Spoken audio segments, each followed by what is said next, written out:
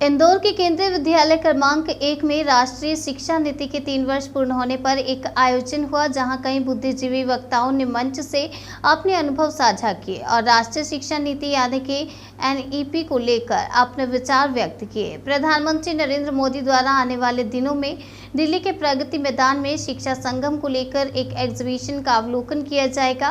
राष्ट्रीय शिक्षा नीति के 3 वर्ष पूर्ण होने को लेकर शिक्षा संबंधित कई प्रस्तुतियां एग्जीबिशन में होंगी। वहीं राष्ट्रीय शिक्षा नीति जो कि 2020 से शुरू हुई थी, इसके 3 वर्ष पूर्ण होने पर इंदौर के नौलखा क्षेत्र स्थित केंद्रीय विद्यालय में एक आयोजन आज रखा गया।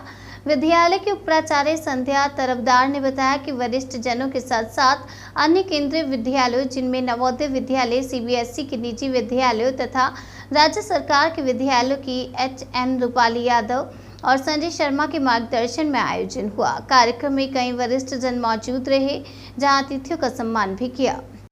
ये आज प्रेस कॉन्फ्रेंस रखी, किस उद्देश्य के साथ और क्यों? 2020 में राष्ट्रीय शिक्षा नीति प्रारंभ हुई थी, तो हम लोग उसकी 3री वर्षगांठ मना रहे हैं।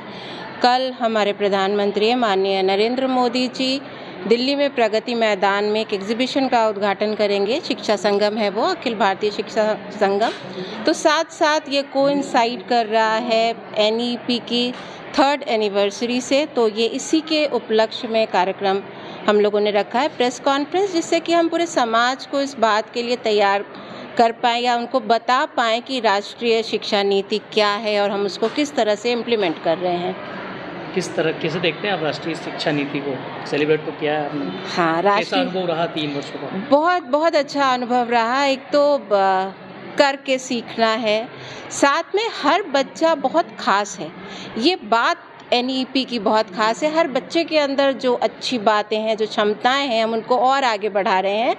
किसी भी तरह की रोट लर्निंग नहीं हो रही है, रटने की बात अब नहीं हो रही है।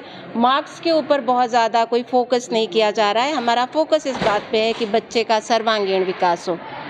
किस तरह की परेशानियां से जूझना पड़ रहा है अभी NEP को? कोई परेशानियां अभी क्या कहेंगे? नहीं, परेशानियां नहीं है। देखिए, कोई भी काम अगर हम लगन के साथ करते हैं और अच्छे उद्देश्य के साथ करते हैं तो परेशानियां अपने आप दूर हो जाती हैं। आपको मैडम, इसमें स्किल डेवलपमेंट के लिए ज़्यादा स्किल डेवलपमेंट की बात की जा रही है, वोकेशनल एजुकेशन की बात की जा रही है। हमारे स्कूल में भी एक स्किल हब लैब शुरू किया जा रहा है। आर्टिफिशियल इंटेलिजेंस हमने क्लास 8 से इंट्रोड्यूस किया हुआ है। हमारे यहाँ अटल टिंकरिंग लैब है, जिसमें हम बच्चों को बहुत तरह के इनोवेशन सिखाते हैं। तो ये वोकेशनल ट्रेनिंग बच्चों की है, जिससे कि वो आगे जा कर के सिर्फ नौकरियों के लिए ही ना भागें, बल्कि अपने काम करें और दूसरों को भी एम्प्लॉयमेंट दे पाएँ। आपका परिचय? मैं संध्या तरफदार, उप प्राचार्य, केंद्रीय विद्यालय क्रमांक 1, प्रथम पाली।